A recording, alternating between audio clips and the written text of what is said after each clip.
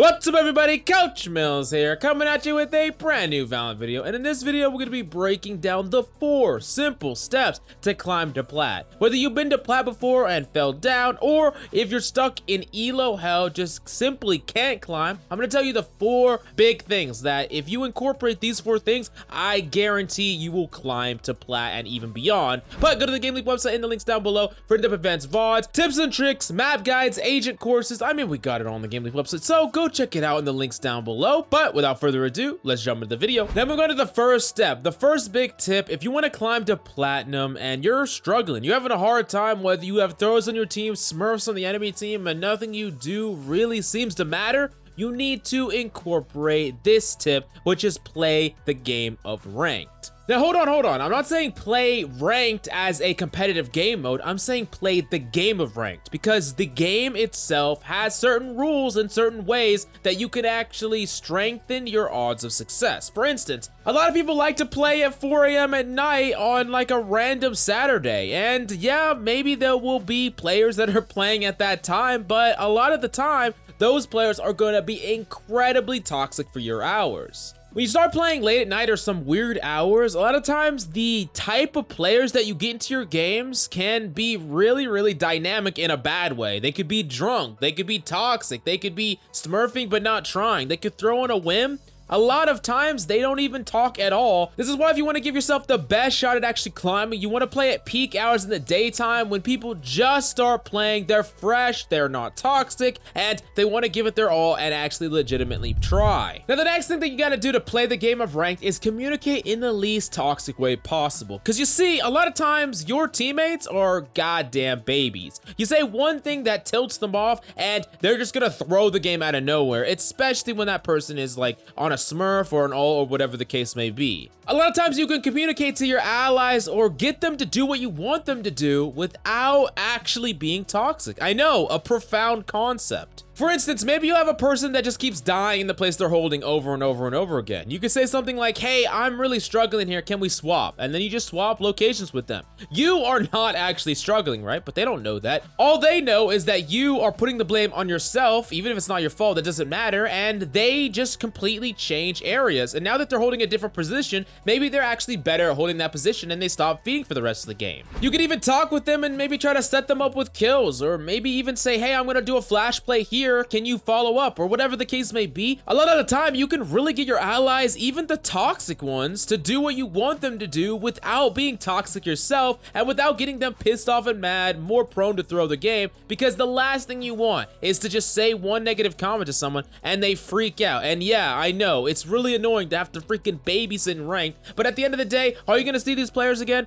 Probably not, and it's not worth your rank just tilting them into oblivion. Now, I know sometimes you might get really toxic, you might get really mad, but the best thing that you could be doing is not rant to your teammates, rant to your duo in Discord, or just rant to yourself without pressing that push to talk. Don't rant to your randoms, because you're gonna put everyone in a bad mood and they're gonna be more prone to freak out. Now, another really big aspect to playing the game of ranked is do not hard grind ranked in the first or last week of an act on your main account. A lot of times things are crazy. I mean, we just saw how this brand new episode, things just were like a complete mess. It's even more so with an episode. But for acts, a lot of times at the beginning or the end, people are not playing on their main, they're playing on their ults, they're messing around, trolling, and if you have a main that you really want to take seriously and you want to down the RNG aspect of it, not playing in that first or last week of an act or an episode can help minimize the RNG. And then the last thing is take multiple breaks when you lose multiple in a row to mentally reset. Far too many people will lose and lose and lose. They're like, oh, I can't end it on a loss, and then they lose again. They're like, oh, I can't end it on a loss. All the while they're getting more tilted, they're playing worse, they're getting more tired. It's just a complete mess. And my personal take on the matter is if you lose 2, you could take a small break, go try some free-for-all or whatever that you need to do, whether it's aim trainer or whatever, to get yourself mentally reset. And if you lose 3 in a row or more,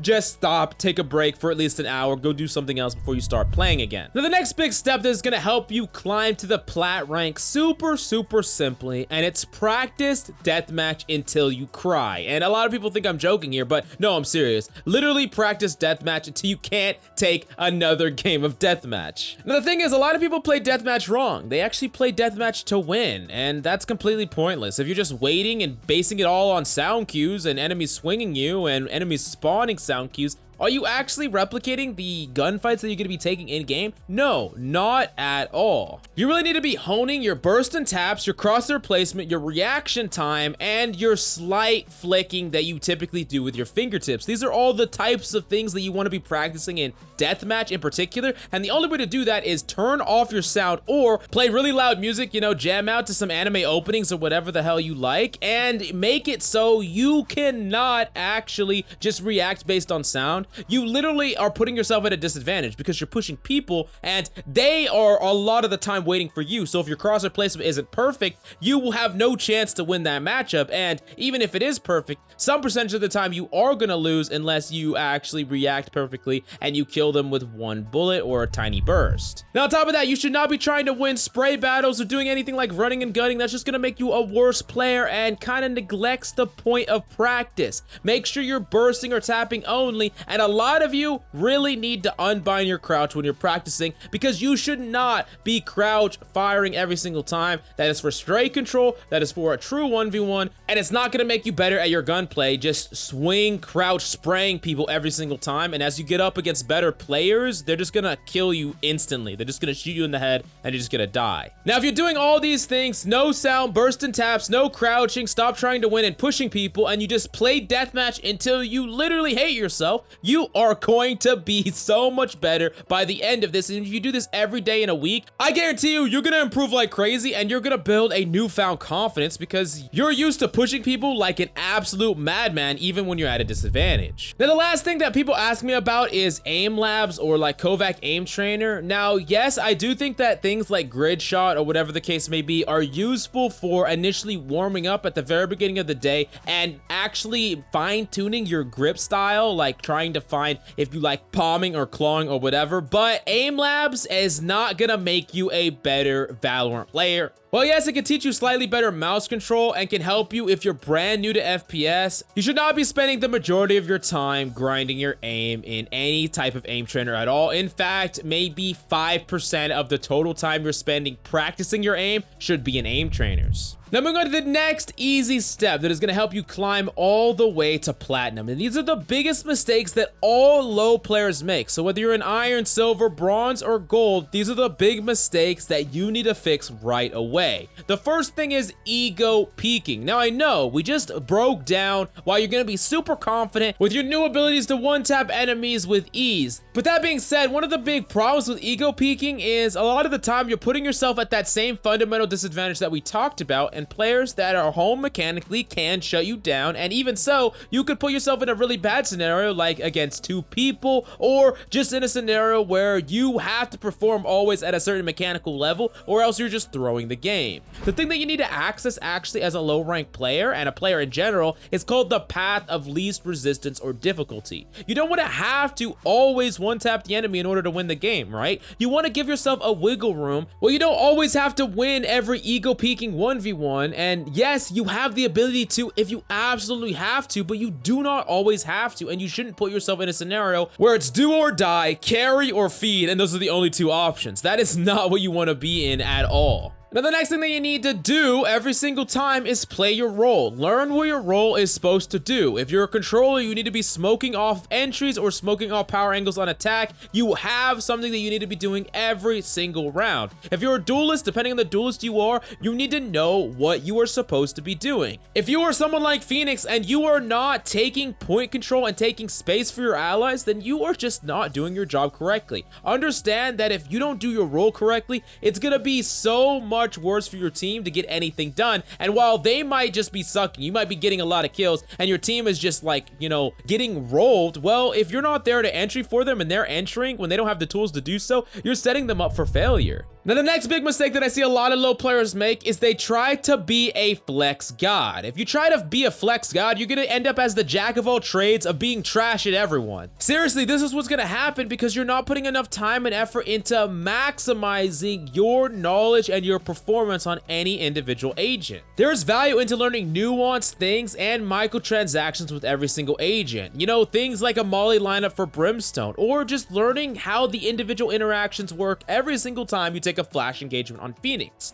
You gotta understand that the more and more you play an agent, the more scenarios you're gonna go up against, and the more you're gonna adapt and the better you are gonna become. So do not flex to everyone in the entire game. I would highly suggest making your agent pool maybe 3 max, and sometimes maybe even 2 might be better. Maybe just give yourself one little piece of wiggle room just in case one of your characters gets locked. Now the next big mistake that all low elo players make is giving up map control so easily. If enemies are not literally on the point planting, full committing to a site, do not just rotate off instantly. As someone on site, it's your job to not allow the enemy to just one tap you so they can take the space for free. You want them to actually invest smokes, abilities, and different things to try to take that point control, which not only gives you more time or your allies more time to rotate, but also gives them an actual cost if they just rotate off. You don't want them to just, you know, appear there, your team rotates, and then they just get to rotate off, and when your team tries to retake, they still have all their utility. At the very least, if you're being put in a retake scenario on defense, you want to make sure that the enemy has used a fair amount of their utility to try to take site in the first place they push. Now, how many times in your games has your entire team rotated and then the enemy team gets to take the point for free, or even worse, someone leaves their post of holding and an enemy gets to sneak by and pull off a flank when everyone's like, where the heck did that person even come from? Making sure you have a constant flow of information and map control is one of the most important things that you need to learn as a low rank player before you make it to the high rank, or else you're just gonna feed and not be able to climb. Now, the last big mistake that low players make is not using the space allies give you. We just talked about space, but you know, in that example before with the duelist that goes in and creates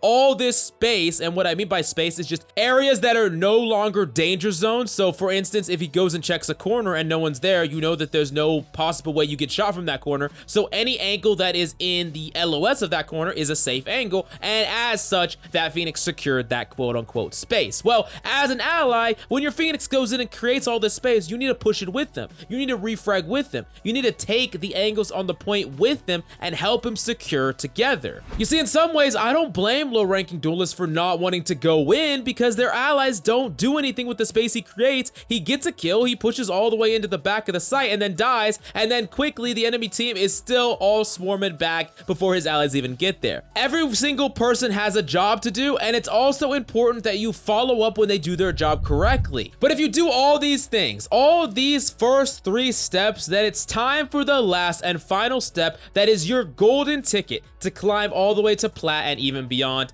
and it's take the blame. I know it is so easy to blame your 2-18 Reyna, and I know it can be really frustrating when you have players like this on your team, but blaming your teammates does absolutely nothing to get you out of the rank you're in, and I promise you, that is not the reason you're in your rank, because if it was, then every single person would be stuck, right? Because every single person gets teammates like that, I guarantee it. At the end of the day, no matter who you want to blame, you are the difference maker. You are the one that is the true constant. While everyone on your team and the enemy team is random, whether it's a smurf or whether it's a thrower or whether it's a trash player or a good player, it is all just a random number generator. And to best define this example or help you understand this example, imagine that every single person on your team brings an average value of 1 through 10, right? And let's say on an average team, every single person brings 5, and they come up with a total value of 50, right? Now, on the enemy team, it's the same thing. Everyone's 5, so it's 50-50. That is perfectly balanced.